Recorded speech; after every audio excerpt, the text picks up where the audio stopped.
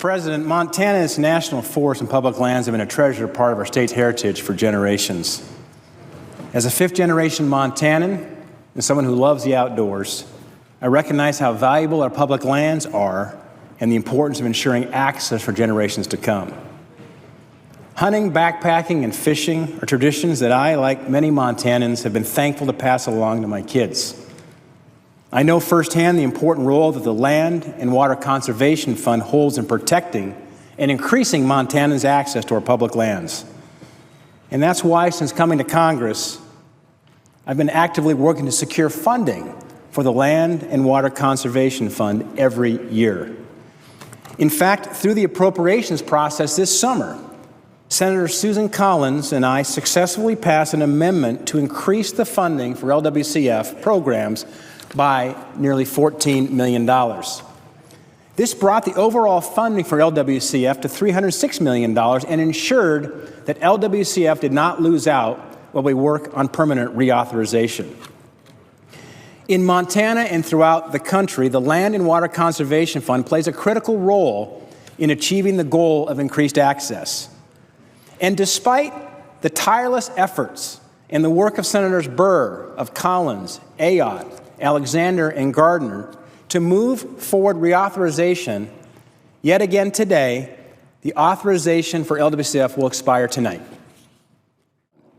And I've heard from many Montana businesses, outfitters, guides, and many other Montanans who love the outdoors. They're very concerned about the program's lapse in authorizations. These small businesses rely on it for public access to Montana's treasured public lands, for outdoor recreation, which supports millions of dollars of revenue for our state and hundreds of jobs.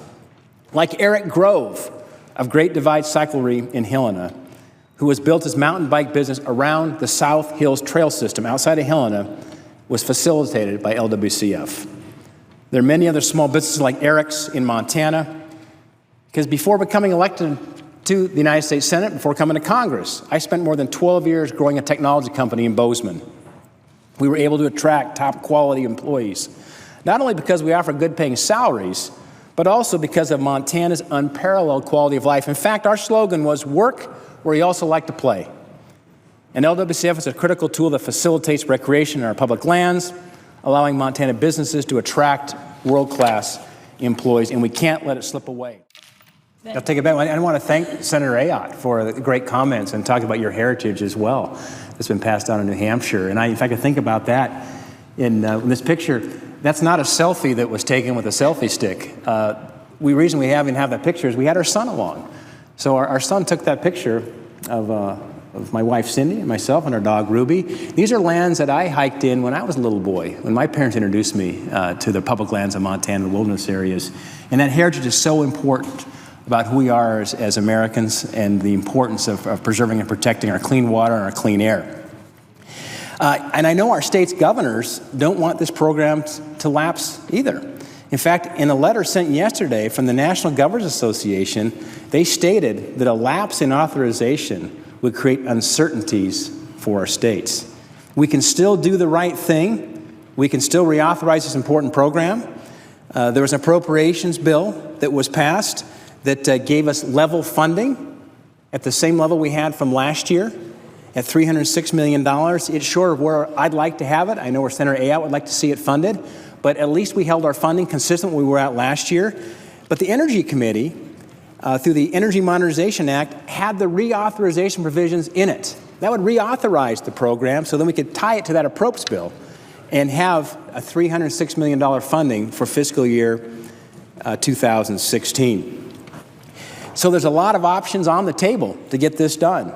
We can still do the right thing. We need to double down our efforts and reauthorize this most important program. I'm a proud co-sponsor of multiple pieces of legislation to make LWCF permanent, and we'll continue to fight to reauthorize this program.